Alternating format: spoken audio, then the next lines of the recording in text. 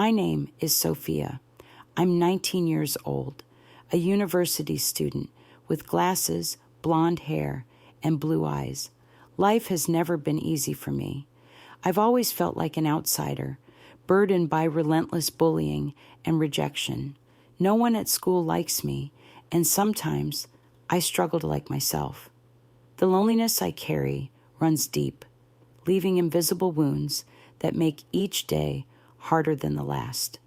I have no friends, no confidants, only my textbooks and a quiet room. Things changed when my mother remarried. Her new husband, Mark, was clearly wealthy. Our home filled with lavish furniture, endless shopping trips, and luxurious vacations. I never really understood what kind of business he ran, but the signs of affluence were undeniable. The first time Mark came to our house, I was there with my mom to greet him. When his gaze landed on me, I felt an unexpected mix of discomfort and intrigue. "Sophia," he said, "I've never seen you like this before." There was something in the way he looked at me, a sharp contrast to the invisibility I had come to expect from others. After all the bullying, his attention felt oddly validating, even if unsettling. As time passed, his gaze became more intense, more penetrating. It both disturbed and comforted me. His attention felt like a balm to my loneliness, though I couldn't shake the sense that it was leading me somewhere dark. Then came the messages, late-night texts whispering things like, "I'm watching you," and "You're beautiful, Sophia." They unnerved me, yet part of me clung to them. In a world where I felt unwanted, even the wrong kind of attention began to feel like something I needed. Mark's presence grew stronger in my life. His messages became a strange lifeline, a way for me to feel seen. I knew it was wrong, but I kept reading them over and over, feeling a blend of fear and excitement. I began to wonder, was this the affection I craved, or was it simply the only version I was offered?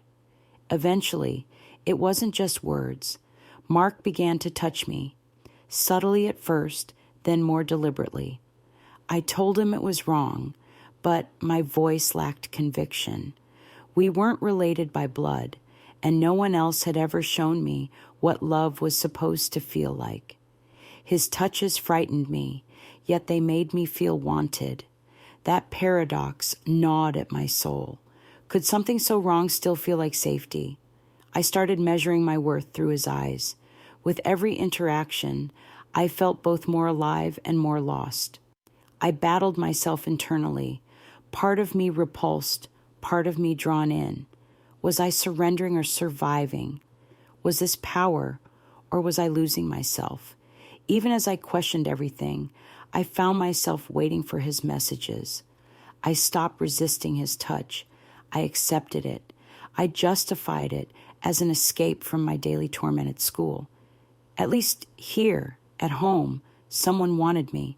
But what kind of acceptance was this? Then, one day, I asked him, "Why me?" His answer was simple, "Because I want you."